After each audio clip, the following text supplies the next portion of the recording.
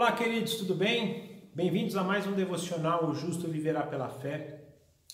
Estamos chegando hoje, infelizmente, no estudo sobre a justiça e o reino de Deus que fizemos, baseado no Sermão do Monte, que é registrado principalmente no Evangelho de Mateus, nos capítulos 5, 6 e 7, que o nosso Senhor Jesus então busca fazer um novo alinhamento de como é a justiça e o reino aos olhos de Deus, no reino de Deus, justiça que vinha sendo revelada já nas Sagradas Escrituras desde Adão, mas que o homem começou a distorcer por causa do seu mundanismo, por causa das suas culturas, das suas convicções, tirando Deus dessas convicções.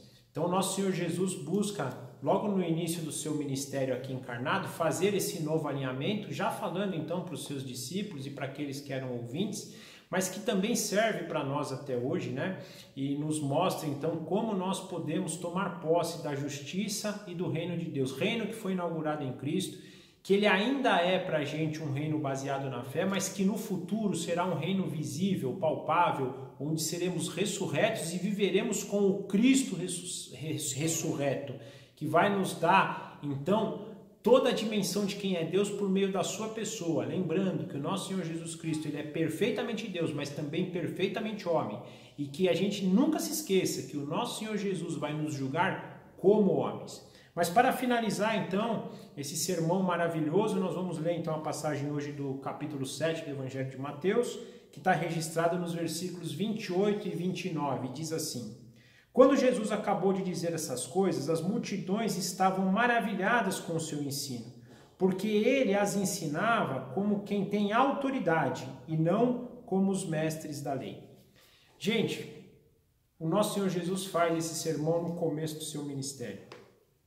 As pessoas até de certo modo já conheciam um pouco Jesus, eu penso nisso porque a gente vê no relato do Evangelho de Lucas, inclusive, que com 12 anos, o nosso Senhor Jesus, ele é encontrado por Maria e José no templo, ensinando os mestres da lei com autoridade. Ele já tinha essa autoridade, Então, de certo modo, ele já deveria ser alguém que tinha um conhecimento. As pessoas já viam alguma certa autoridade nele. Naturalmente, aqui também já é depois de João Batista ter declarado que ele era o Cordeiro de Deus, que iria tirar o pecado do mundo.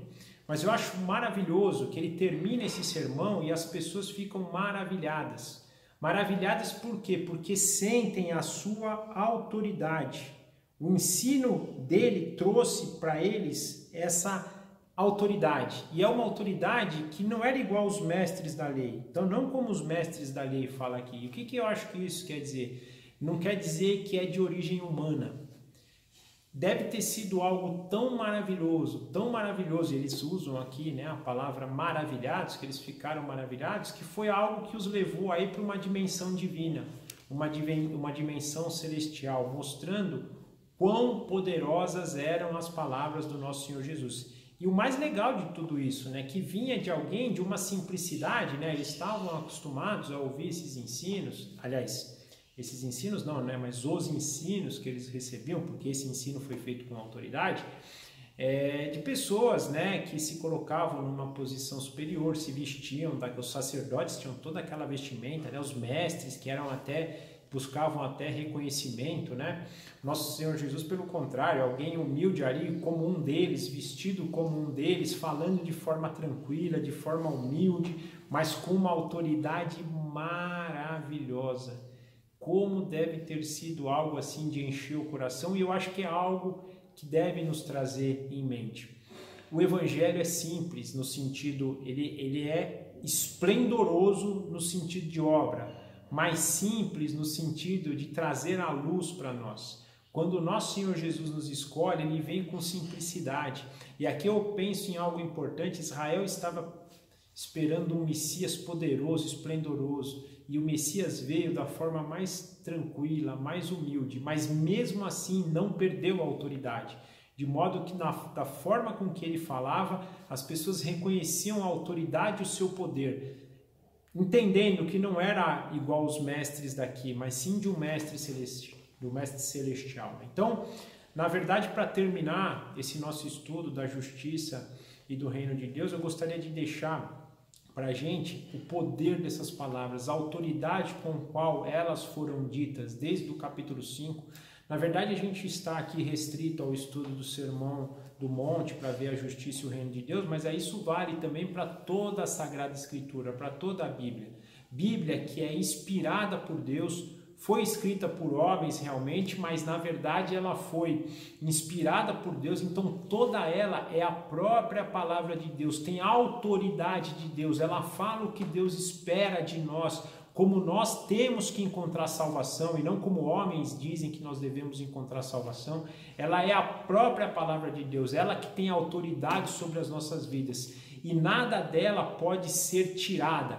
Tudo que ela diz deve ser autoridade na nossa vida. E como vimos na passagem anterior, se queremos construir a nossa vida em terreno sólido, de que não caiamos nunca, devemos tê-la como autoridade nas nossas vidas e seguir e obedecer tudo o que ela nos ensina.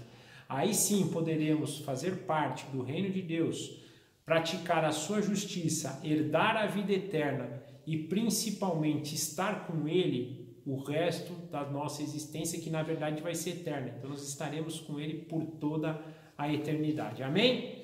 E não se esqueça que sem fé é impossível agradar a Deus. Portanto, o justo viverá pela fé.